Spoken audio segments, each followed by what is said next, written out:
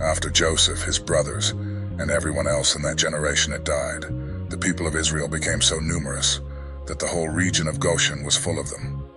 Many years later, a new king came to power.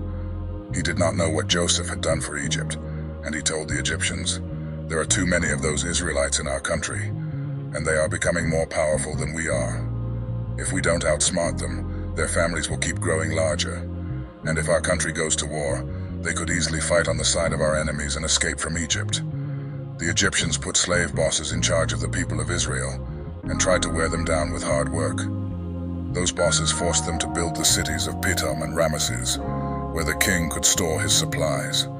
But even though the Israelites were mistreated, their families grew larger, and they took over more land. Because of this, the Egyptians feared them worse than before, and made them work so hard that their lives were miserable. The Egyptians were cruel to the people of Israel, and forced them to make bricks, and to mix mortar, and to work in the fields. The king of Egypt, fearing the growing population of Israelites, orders Hebrew midwives to kill all male infants at birth. However, the midwives, fearing God, disobey the king's command and let the boys live. When questioned by the king about their actions, the midwives claim that Hebrew women give birth before they can arrive. As a result, God blesses the midwives for their faithfulness, and the Israelite population continues to increase. A man from the Levi tribe married a woman from the same tribe, and she later had a baby boy. He was a beautiful child, and she kept him inside for 3 months. But when she could no longer keep him hidden, she made a basket out of reeds and covered it with tar. She put him in the basket and placed it in the tall grass along the edge of the Nile River. The baby's older sister stood off at a distance to see what would happen to him. About that time, one of the king's daughters came down to take a bath in the river, while her servant women walked along the riverbank. She saw the basket in the tall grass and sent one of them to pull it out of the water. When the king's daughter opened the basket, she saw the baby crying and felt sorry for him. She said, "This must be one of the Hebrew babies."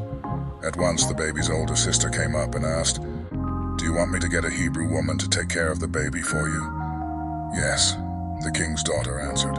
So the girl brought the baby's mother, and the king's daughter told her, "Take care of this child and I will pay you." The baby's mother carried him home and took care of him.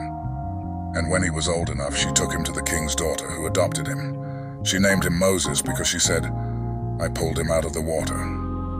After Moses had grown up, he went out to where his own people were hard at work, and he saw an Egyptian beating one of them. Moses looked around to see if anyone was watching. Then he killed the Egyptian and hid his body in the sand. When Moses went out the next day, he saw 2 Hebrews fighting. So he went to the man who had started the fight and asked, "Why are you beating up one of your own people?" The man answered, "Who put you in charge of us and made you our judge? Are you planning to kill me, just like you killed that Egyptian?" This frightened Moses, because he was sure that people must have found out what had happened. When the king heard what Moses had done, he wanted to kill him. But Moses escaped and went to the land of Midian. Moses encounters the daughters of the priest of Midian while at a well. He helps them water their flock and protects them from shepherds who try to drive them away. The girls return home early, and their father, Reuel, asks them how they managed to return so soon. They explain Moses' assistance, and Reuel invites him to their home. Moses stays with Reuel and marries one of his daughters, Zipporah. They have a son named Gershom. Meanwhile, in Egypt, the Israelites groan under their bondage, and God remembers his covenant with Abraham, Isaac, and Jacob. He sees their suffering and prepares to act on their behalf.